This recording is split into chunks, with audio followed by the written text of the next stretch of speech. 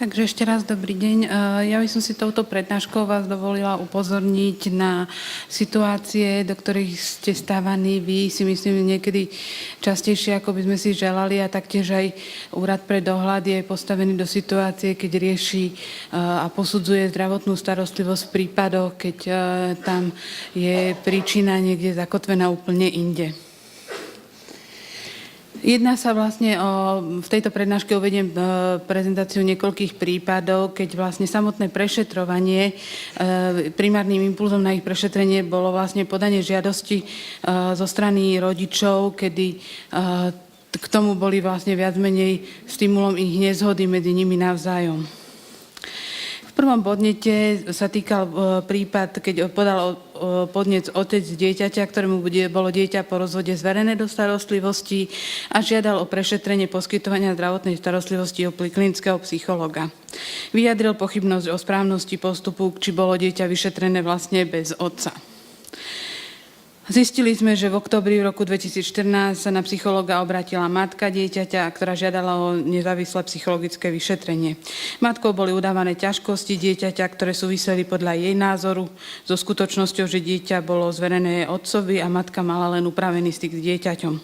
Voči tomuto rozhodnutiu matka podala odvolanie a chcela ho podložiť vlastne týmto psychologickým vyšetrením. V predloženej dokumentácii sa nachádzali záznamy o jednotlivých úkonoch realizovaných psychologičkou pri psychologickom vyšetrení dieťaťa, vrátane teda poznámok a testovacích metód. Z vyšetrenia bola vypracovaná záverečná správa z psychologického vyšetrenia. V správe sa presne uvádza, že matka žiadala objektívne a nezávislé posúdenie stavu dieťaťa. Požiadavka bola vlastne na zistenie názoru samotného dieťaťa, s kým by chcelo žiť, ako komu chce chodiť len na víkendy. Taktiež prešetrenie, či dieťa nemá strach vyjadriť svoj názor a či nie je ovplyvňované, manipulované.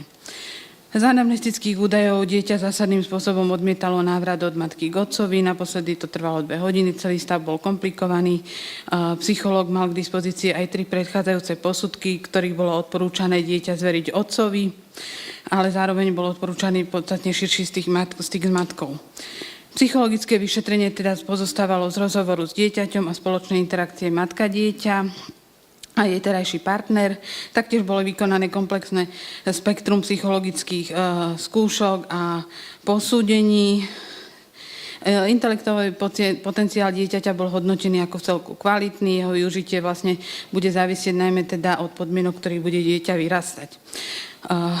Čo sa týka ďalšieho nálezu, myslení vlastne chýbali magicko-fantazijné prvky, čo svedčalo o tom, že na dieťa sú kladené príliš skoro kompetencie, na ktoré ešte nemalo príslušnú zrelosť. Akcentovaná bola preferencia dieťaťa žiť s matkou. Správa z psychologického vyšetrenia bola vypracovaná s akcentom na dosiahnutie blaha dieťaťa s vysvetľovaním jednotlivého prežívania problematického vzťahu jeho rodičov samotným dieťaťom. Vyjadrenia boli vecne podložené obsažným materiálom psychodiagnostického vyšetrenia a nebolo žiadnych dôvodov k pochybnostiam o ich autentičnosti a správnosti. Zdravotná starostlivosť bola zo strany poskytovateľa vyhodnotená ako lege artis. Druhý podnet podal otec dieťaťa, ktorému nebolo dieťa po rozvode zverené do starostlivosti, ktorý spochybnil zdravotnú starostlivosť zo strany všeobecného lekára pre deti a dorast. Podľa jeho vyjadrenia pediatrička pomáhala matke dieťaťa tým, že zámerne plánovala očerky a choroby dieťaťa do obdobia, kedy malo byť dieťa u otca, čím vlastne spolupracovala s matkou na nerešpektovaní súdneho rozhodnutia. Posudzované bolo obdobie 10 mesiacov v rámci 1 roka, apríl až október. Bolo zistené, že dieťa v tom období bolo prvýkrát choré v máji, kde bolo odoslané z materskej škôlky pre opakované zvracania rečie stolice so zodpovedajúcim objektívnym nálezom. Odporúčaná bola dieta a liečba, kľud dieťaťa na lôžku. Pri tomto ochorení bolo dieťa skontrolované s odstupom niekoľkých dní, kde bol stav hodnotený ako zlepšený, stolica už bola upravená, ale pridružila sa serózna rinitída. Objektívny nález bol korešpondujúci k tým predpokladaným diagnózam, taktiež ordinovaná bola liečba. Pri kontrolnom vyšetrení o 2 dní už bolo dieťa v poriadku a bola ukončená očérka. A druhé ochorenie bolo v septembri, kde vlastne dieťa matka vyhľadala ošetrenie po návšteve LSPP, ktoré vyhľadala pre akutnú gastritídu a vírózu s incipientnou tonzilofaringitidou. Prítomné tam bolo zvýšené CRP, realizované výtery, ordinovaná antibiotická liečba a symptomatická liečba. Matke bola vypísaná očerka. S odstupom niekoľkých dní bola kontrola, kde pretrvávali vlastne ešte rečie stolice, čiže ten klinický nález ešte nebol úplne upravený. Orofaring bol začervenalý a dieťa ešte malo ťažkosti, teda bola odporúčaná opäť ďalšia kontrola, kedy už bolo dieťatko v poriadku a bola ukončená očerka.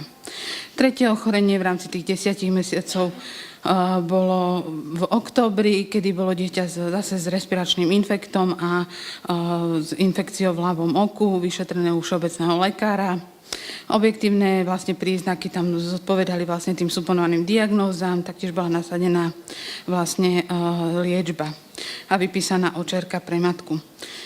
Kontrola bola už v poriadku, kedy dieťa bolo bez teploty, ale pretrvával vlhký kašel s tým, že bolo odporúčané dobrať ordinované lieky a očerka bola vlastne ukončená o 3 dní potom. Zdravotná starostlivosť týmto všeobecným lekárom bola vyhodnotená ako správna, v ktorom sa nenašli pochybenia ani v diagnostickom, ani terapeutickom postupe. V sledovanom období bolo dieťa 3-krát choré na rôzne ochorenia, ktoré sa bežne vyskytujú u detí do 5 rokov a hlavne u detí, ktoré navštevujú predškolské zariadenia. Odporúčanie, aby dieťa v čase ochorenia nenavštevovalo predškolské zariadenie, bolo z epidemiologického hľadiska plne opodstatnené a správne a taktiež je to aj v záujme dieťaťa, aby nedošlo k zhoršeniu jeho zdravotného stavu. V zdravotnej dokumentácii sa nachádzali všetky podrobné údaje o zdravotnom stave, terapii a o vydaní OČR. Bola vedená zdravotná dokumentácia v súlade s platnými predpismi.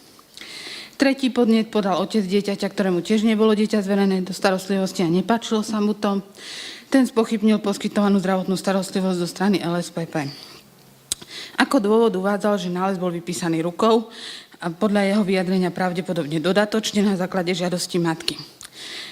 Otec tvrdil, že na LSPP nemohli stanoviť dieťaťu diagnózu kiahni bez toho, aby dieťa neposlali na ďalšie vyšetrenia.